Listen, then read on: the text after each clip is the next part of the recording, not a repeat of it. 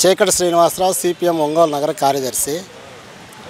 నిన్న కొప్పోలులో ఒంగోలు మున్సిపల్ కార్పొరేషన్కి సంబంధించినటువంటి మంచినీటి ట్యాంకర్ గుద్ది 3 విద్యార్థులని పొట్టన పెట్టుకున్నారు.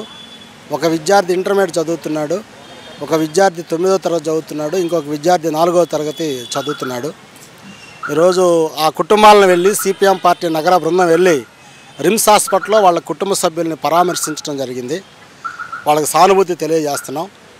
ఈ పరిశీలనలో వెల్లడైనటువంటి అంశాల మీద ప్రభుత్వాన్ని మేము డిమాండ్ చేస్తూ ఉన్నాం. మున్సిపల్ పాలక వర్గం యొక్క నిర్లక్ష్యం కారణంగానే ఈ ప్రమాదం జరిగింది. దీనికి బాధ్యత మున్సిపల్ పాలక వర్గం వహించాలి. తక్షణమే ఆ కుటుంబానికి 20 లక్షల రూపాయలు ఎక్స్గ్రేషియా రాష్ట్ర ప్రభుత్వం ప్రకటించాలని చెప్పేసి సిపిఎం పార్టీ తరఫున మేము డిమాండ్ చేస్తూ ఉన్నాం. వాళ్ళు దళితులు.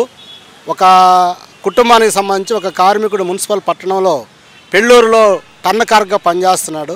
రేత్రి పగులు కూడా చేసి ప్రజలందరికీ సేవలు అందిస్తున్నాడు, నీళ్లు వదులుతున్నాడు. మరొక కుటుంబం భర్త చనిపోయాడు, ఆ ఒక్కతే ఉంది. ఆ 2 బిడ్డలు కూడా ఈ ప్రమాదంలో చనిపోయారు. అనాథ అయిపోయింది, ఆశ్రయించే వాళ్ళు ఎవరు లేరు, బతుకుదెరువు లేదు. రోజు కూలి పనులు చేసుకుంటూ ఆ బిడ్డలను చదివించుకుంటుంది.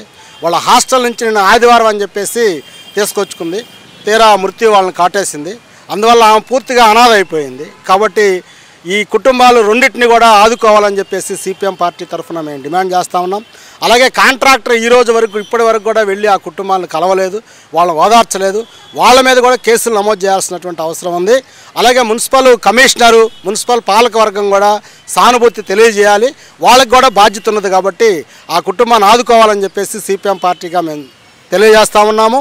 అలా కనుక చేయకపోతే మాత్రం వాళ్ళ మీద రాబోయే కాలంలో అన్ని ప్రజా సంఘాలని, కుటుంబ సభ్యులను కూడా కలుపుకొని ఆందోళన చేయడానికైనా సిపిఎం పార్టీ వెనుకాడదని చెప్పేసి నేను తెలియజేస్తా ఉన్నాను. ఇటువంటి ప్రమాదాలు జరిగినప్పుడు మానవతా దృక్పథంతో ఎవరైతే బాధ్యులుగా ఉన్నారో వాళ్ళందరూ స్పందించాలి, ఆ కుటుంబాలను ఆదుకోవాలని చెప్పేసి మేము పిలుపునిస్తా ఉన్నాం.